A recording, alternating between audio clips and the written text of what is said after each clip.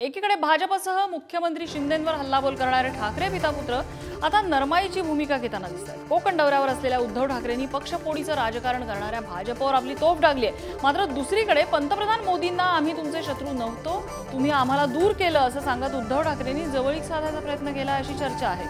उद्धव ठाकरेच नाही तर आदित्य ठाकरेंनीही पंतप्रधान मोदींवर टीका न करता ते सर्वोच्च नेता असल्याचं सांगत त्यांच्यावर बोलणं टाळलंय। ठाकरे पितापुत्राच्या या मवाळ भूमिकेवरनं सध्या राजकीय चर्चा सुरू झाल्या आहेत।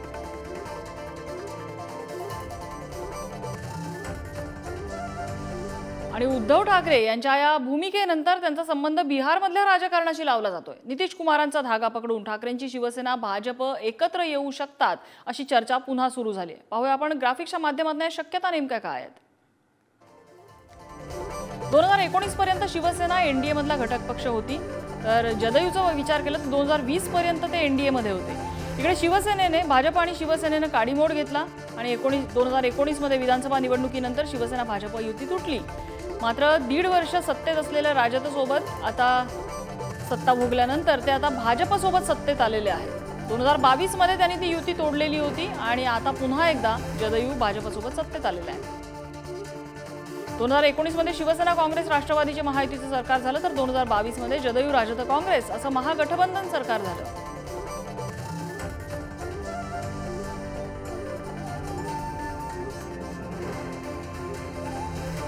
2022 मध्ये शिवसेनेत फूट पडली, एकनाथ शिंदे भाजपसोबत सत्तेत गेले, तर जदयूमध्ये बंडखोरी होण्याची नितीश कुमार यांना भीती होती।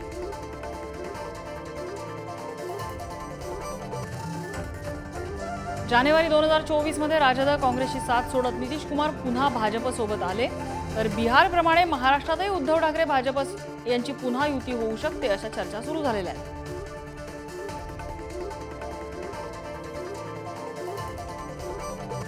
दरम्यान ज्या वक्तव्यावरनं या चर्चा सुरू झाल्या ते उद्धव ठाकरे आणि आदित्य ठाकरे यांची नेमकी काय वक्तव्य आहेत आपण बघूया। मोदीजीने मला एकच सांगायचं की मोदीजी आम्ही तुमचे शत्रू नव्हतोच, आजही शत्रू नाहीच, आम्ही तुमच्या सोबत होतो, शिवसेना तुमच्या सोबत होती। गेल्याही वेळेला आम्ही युतीचा प्रचार केला होता, आमचे विनायक राऊत आणि सगळे इथून जे निवडून आले म्हणून तुम्ही तिकडे पंतप्रधान बसलात, पण नंतर तुम्ही आम्हाला दूर टाकलं। आज देखील आम्ही हिंदुत्व सोडलेलं नाही, सोडू शकत नाही, भगवा झेंडा आमचा कायम आहे। पण या भगव्या झेंड्यामध्ये छेद मारण्याचं काम भाजपा करते। कोस्टल रोड का उद्घाटन करने खुद प्रधानमंत्री आ रहे हैं, पहला फेज उसका उद्घाटन करने जा रहे हैं, जिसमें लेकर आपने कहा अंडरग्राउंड पार्किंग की सुविधा वहां पर दी गई है। उसके बावजूद आपको नहीं लग रहा है कि चुनाव के पास है उसका क्रेडिट लेने के लिए ये सरकार की तरफ से कवायद चल रही है, क्या कहेंगे आप? पहली बात तो मैं पीएम साहब पे कुछ नहीं कहूंगा, क्योंकि उनका कहीं पे भी जाना और कुछ भी उद्घाटन करना उनका अधिकार होता है, वो देश के सर्वोच्च नेता होते हैं।